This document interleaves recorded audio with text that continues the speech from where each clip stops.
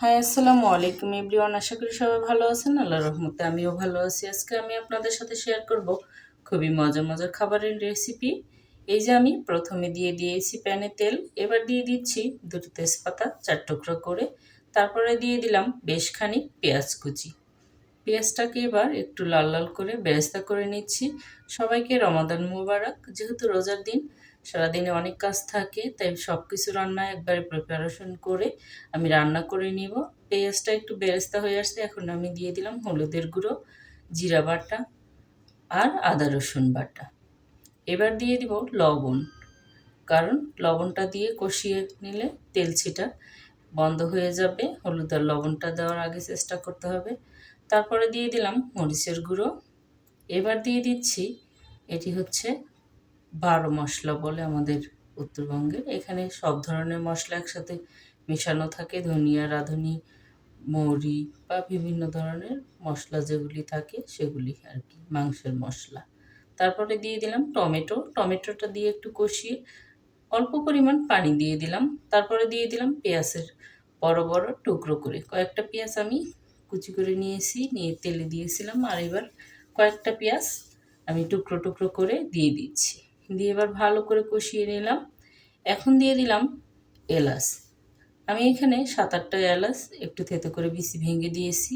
তারপরে দিয়ে দিয়েছি দারুচিনি, লবঙ্গ, গোলমরিচ দিয়ে আবারও ভালো করে কষিয়ে নিব, কারণ নির্ভর করে হচ্ছে মশলার কষানোর উপর। কারণ মাংসের টেস্টটাই হবে এই মশলার যত কষানো হবে তাতেই। কারণ আপনারাও এইভাবে কষিয়ে রান্না করার চেষ্টা করবেন। আমি সব সময় হাতে মাখিয়ে ম্যারিনেট করে রেখে দেই, কিন্তু আজকে সময়ের অভাবে ভাবলাম এভাবেই করে খাওয়া যায়, কিন্তু এটাও কিন্তু খুবই মজা হয়। এখন আমি এখানে দিয়ে দিয়েছি মুরগির মাংস। মুরগির মাংসটা আমি কেটে ধুয়ে পরিষ্কার করে পানি ঝরিয়ে নিয়েছিলাম, ওটা দিয়ে দিলাম। যেহেতু মুরগির মাংস কষানো একটু সময় কম লাগে, তাই এখানে আলুটা আমি সাথে সাথেই দিয়ে দিলাম। গরুর মাংস হলে আমি ভালো করে মাংসটা কষিয়ে সিদ্ধ করে আলুটাই দিয়ে দিতাম। মুরগির মাংসের সাথে আমি আলুটাও কষিয়ে নিলাম। আমি এখানে 3টা আলু 4 টুকরা করে দিয়েছি।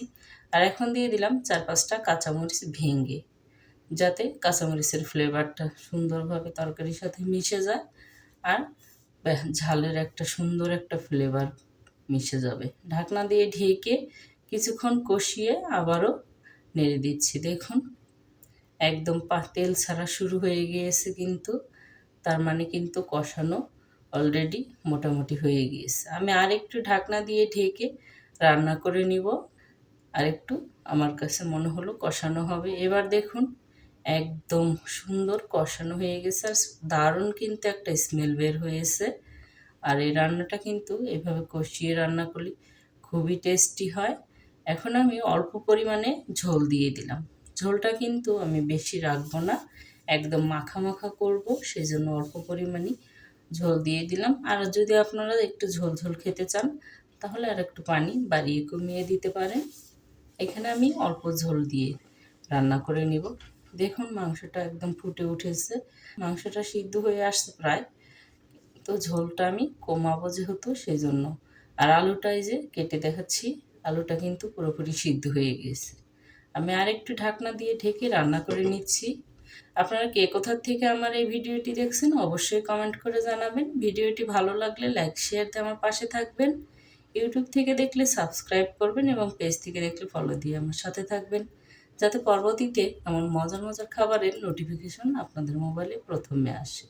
আমার রান্না ডান, দেখুন কি সুন্দর কালার আসছে আর দারুণ কিন্তু হয়েছে খেতে।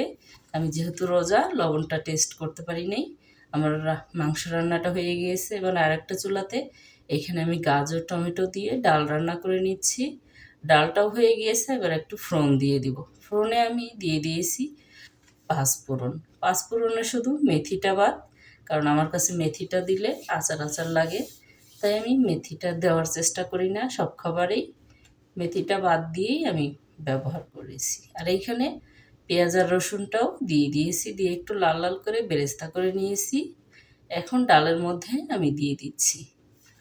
আপনারা কিন্তু এই ডালটা ওই ফোড়নেও ঢেলে দিতে পারতেন, কিন্তু আমি সবসময় এভাবেই করি, ওই ফোড়নটা ডালে ঢেলে দিই।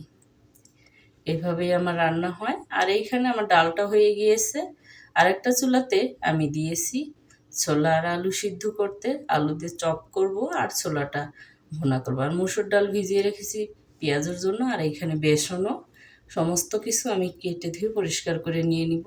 আলুটা ভর্তা করে ফেলছি, বেগুনটাও কেটে। আর এখন চপ ভেজে নিচ্ছি, আলুর চপ। সবগুলো রান্না আমি এইভাবেই একে একে কমপ্লিট করব। পেঁয়াজটাও কয়েকটা ভেজে নিয়েছি। এখন এই যে আমার চপটা ভাজা হয়ে গেলে কয়েকটা বেগুনি ভাজবো আর ছোলাটাও ভুনা করে ফেলবো। আমার এই যে চপটা ভাজা হয়ে গিয়েছে, যেহেতু আমরা মানুষ 4 জন সেজন্য অল্পই করে ভাজবো, আর 2টা ভেজে নেব।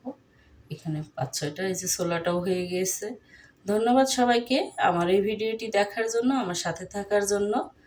Thanks for watching. Allah Hafiz.